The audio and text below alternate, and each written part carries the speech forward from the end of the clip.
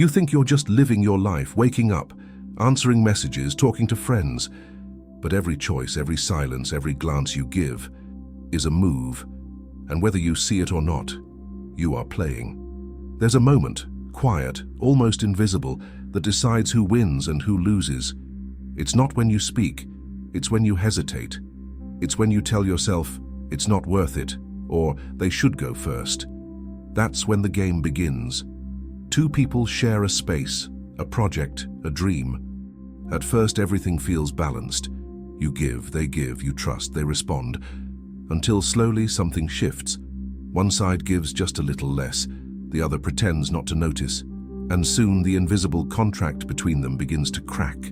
It starts small, a favor not returned, a word left unsaid, an effort unacknowledged. But the truth is, nothing in the universe stays small for long. Every seed grows, even the silent ones, especially the silent ones. We often think we live in a world ruled by logic, by justice, by fairness, but look closer. Beneath the surface, every relationship, every alliance, every argument is guided by something older than morality, strategy. The friend who stops replying, the boss who takes credit for your work, the partner who slowly withdraws affection. These are not random acts, they are moves, sometimes conscious, sometimes not, in an ancient and endless game of cause and response. And you are not innocent either. You've withheld before, you've tested people, you've stayed silent to see if they'd come closer. You've played, even when you swore you didn't want to. We tell ourselves we're above the game, that we're different from the manipulators, the schemers, the cold calculators. But the uncomfortable truth is, every act of love, every gesture of kindness, every argument, every betrayal is still a move. Some play to win, some play to protect. Some play to avoid being played. And maybe the real question is not whether you're playing, but how consciously you are doing it. Because once you see it, once you realize life itself is structured like a series of invisible exchanges, you can never unsee it again. You begin to notice how the smallest choices ripple outward, how silence can be louder than words, and how every interaction leaves a mark, on you and on the other. This is not manipulation. This is awareness. The awareness that every move you make alters the field. Every response, every reaction, either strengthens or weakens the invisible bridge between souls. And in that realization lies both the danger and the power. Because if life is a game, then understanding the rules might just be the first step to mastering yourself. Imagine two prisoners locked in separate rooms. They cannot see each other. They cannot speak. They can only choose to trust or to betray. Each one is told the same thing. If you both stay silent, you'll both go free. If one betrays and the other stays silent, the betrayer walks free while the other pays the price. But if you both betray, you both suffer. It's a simple setup, and yet within it lies the entire psychology of humanity. Because the moment you take away certainty, the moment you add fear, trust collapses. And when trust collapses, the soul retreats into survival. The experiment was first written as theory. But in truth, we live it every day. Every relationship, every conversation, every choice that involves another person is a variation of that same dilemma. Should I trust or protect myself? It sounds rational to choose safety. But here's the paradox. When both people choose safety, no one is safe. When both guard their hearts, both starve for connection. When both withhold, both lose. The prisoner's dilemma is not a study in mathematics. It's a mirror, a reflection of our deepest conflict between vulnerability and control. Think of every moment you wanted to open up, but didn't. Every time you waited for the other person to text first. Every apology you rehearsed but never sent. Every secret you hid because they wouldn't understand. That was your cell. That was your mirror. The fear that they'll take advantage of your kindness. The quiet calculation, if I give and they don't.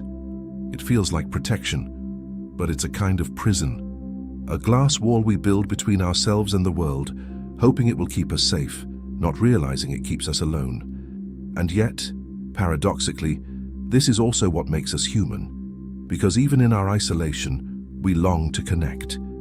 Even when we mistrust, we hope to be trusted. We crave to be understood. even as we withhold the truth that would make understanding possible. Game theory gave this paradox a name. Spirituality gave it a meaning. Psychology gave it a face. But the essence is timeless. We cannot evolve until we learn to cooperate, not with others first, but with ourselves. Because when you betray your own truth to protect your pride, you have already lost the game. The prisoner's dilemma is not about two criminals. It's about you.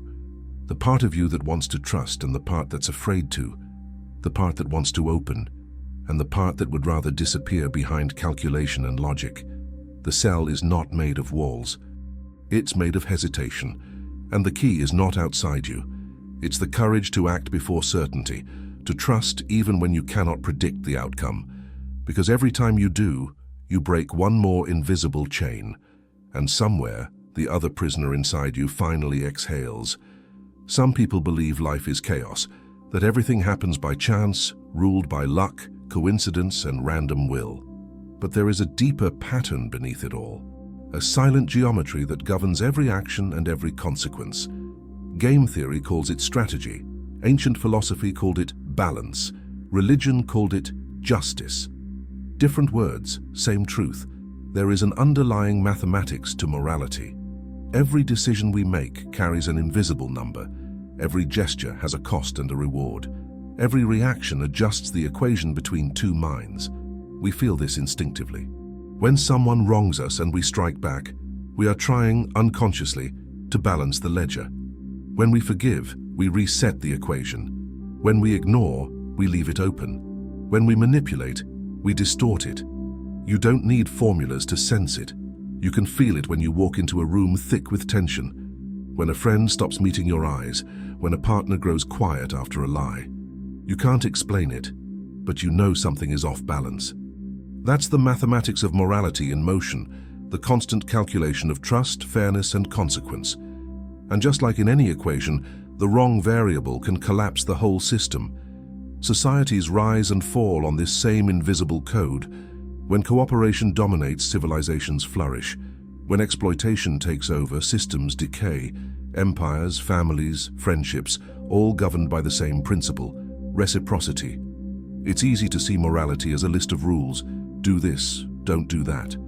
But morality is not a law, it's a rhythm, an energetic feedback loop between your choices and the universe's response. Break the rhythm long enough and chaos follows. Keep it steady and you begin to see harmony emerge in places you thought were broken. The genius of game theory is that it proved something mystics had always known. Actions don't exist in isolation. Every move alters the field. Every defection invites another. Every act of goodwill multiplies its own kind, until mistrust interrupts the sequence. And yet we keep making the same mistake, believing that intelligence means outsmarting others, that strategy is manipulation, that winning means someone else must lose. But that kind of logic only works in short games, in moments where ego wants victory more than connection. Life, however, is not a short game, it's infinite. And in infinite games, domination is a losing strategy. Because you may win the round, but you lose the relationship. So maybe morality isn't about right or wrong. Maybe it's about rhythm and resonance, about finding the frequency where self-interest and shared interest align. That frequency, the one where strength meets empathy, is the only equation that sustains itself. And when you find it, you stop trying to win and start trying to understand. In the early 1980s, a political scientist named Robert Axelrod decided to test a simple question. If life is a game, what is the strategy that wins? He invited mathematicians, psychologists, and computer scientists from around the world to create their best programs. Logical minds trying to teach machines how to play. Each program would compete in a digital tournament. The rules were clear. 2 players, 2 choices, cooperate or defect. Each round, their fates intertwined. If both cooperated, both gained. If one betrayed while the other cooperated, the betrayer gained more. If both betrayed, both lost. 200 rounds. No lies, no words, only choices. Everyone expected the winner to be the most cunning, the one that could predict, deceive, exploit. After all, wasn't that what power meant? But when the dust settled, The winner wasn't the most complex, it was the simplest, a small, almost naive program called tit for tat. It played one way: start by cooperating, then simply copy whatever the other player did last. If they cooperated, continue cooperating. If they defected, retaliate once, and then forgive immediately after, returning to cooperation. No tricks, no manipulation, just clarity, consistency, and proportion. At first glance, it looked too soft to survive, but over hundreds of matches, it outperformed every aggressive, deceptive, or random opponent. Why? Because it built trust faster than others could exploit it. Because it punished betrayal but never held a grudge. Because it stayed open to peace even after conflict. In other words, it behaved like life itself. Nature doesn't hold grudges. It restores balance. It doesn't attack without reason. It responds, adjusts, and then resets the equilibrium. The same principle echoes through ecosystems, relationships, and civilizations. Cooperation is not weakness. It's evolution's most effective algorithm. Forgiveness isn't naivety, it's strategy. Clarity isn't rigidity, it's intelligence. The programs that tried to deceive often self-destructed. They spent their energy calculating instead of connecting. They mistook complexity for strength and ended up trapped in endless loops of retaliation. Meanwhile, tit for tat kept rising, quietly, steadily, unshaken.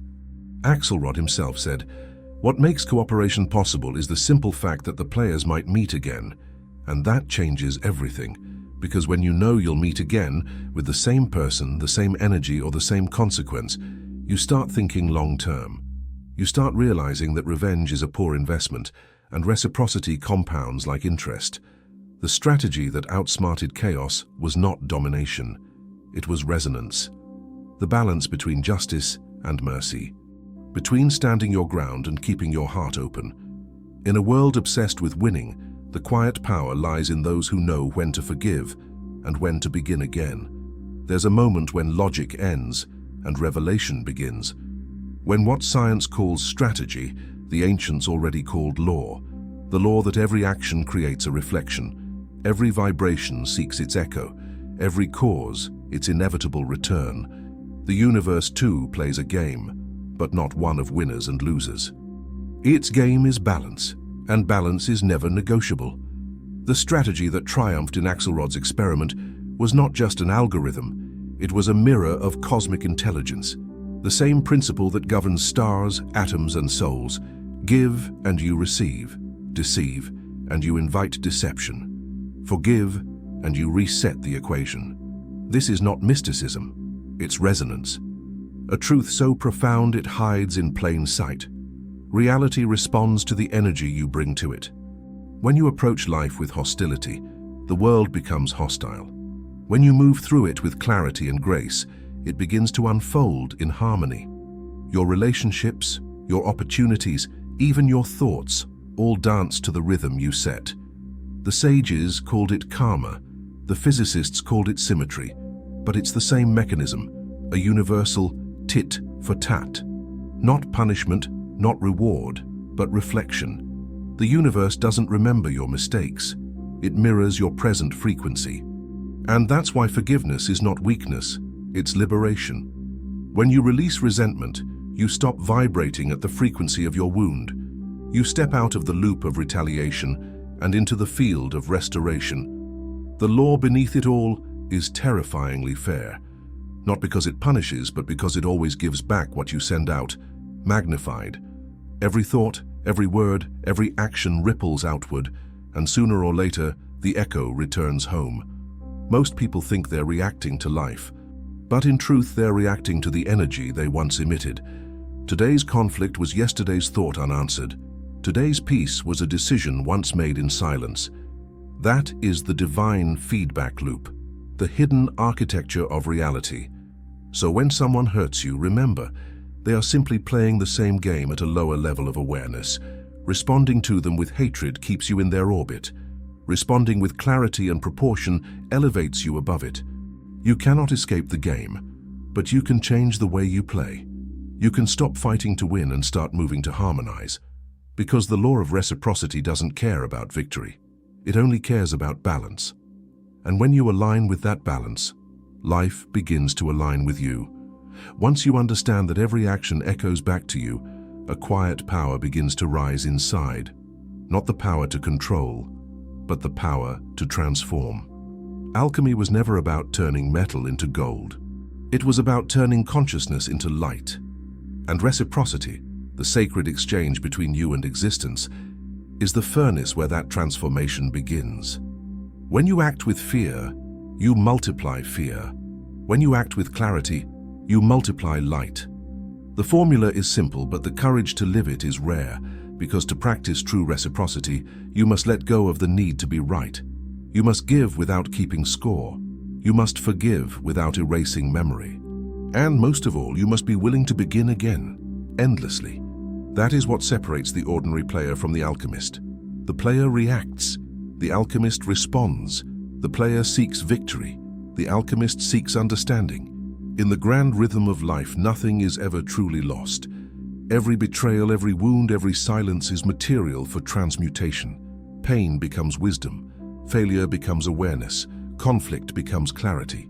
This is how the universe refines you, through repetition until recognition, through mirrors until awakening. And somewhere in the middle of that process, you start to see others differently. The people who hurt you are no longer enemies, but teachers disguised as mirrors. The challenges that once broke you now reveal your strength. You realize that life was never trying to punish you. It was trying to evolve you. That realization is the moment of alchemy, when reaction becomes reflection, and reflection becomes creation. Because once you master reciprocity, you stop asking, "Why did this happen to me?" and start asking, "What is this trying to teach me?" In that shift, something ancient awakens, a memory that you are not separate from the game, but an extension of the intelligence that designed it. To live with awareness is to play with grace. To play with grace is to win without domination. To forgive without forgetting is to stay free. This is not submission, it's transcendence. It's the art of remaining soft without being weak and strong without closing your heart. That is the true alchemy of reciprocity, turning conflict into connection and strategy into wisdom. Because in the end, every interaction is a chance to refine the soul, to turn the lead of reaction into the gold of consciousness. Every day, life leaves something unfinished on your table. A word you didn't say, a promise you didn't keep, a thought you didn't clean. You look at it waiting for someone else to take care of it, but no one does, because no one can. Those are your dishes, not the physical ones, but the ones the soul leaves behind after every interaction. Unwashed emotions, half-digested anger, stains of pride that keep you from seeing clearly. Most people stack them up, quietly, invisibly, until the sink of their mind overflows, and then they call it chaos, or bad luck, or destiny. But it's none of those things. It's just life asking you to clean up after yourself, to make amends, to say what was left unsaid, to forgive what is still fermenting in silence, because the universe, in its infinite fairness, keeps score through mirrors. What you leave dirty inside, it reflects outside. What you avoid today, it returns tomorrow, a little louder, a little closer. But when you finally decide to wash what's yours, to own your part, to clear the field, the rhythm changes. Reality softens. The same world that once felt hostile starts to respond with gentleness. That's the moment the game shifts, when you stop blaming and start balancing, when doing the dishes of the soul becomes your daily ritual of awareness, not out of duty, but devotion. Because every act of clarity is an offering to the intelligence that created you. And maybe that's all enlightenment really is, keeping your inner kitchen clean so the universe can keep serving you truth. If this message resonated with you, remember, awareness is the first move in every game. Subscribe and keep walking the path of understanding.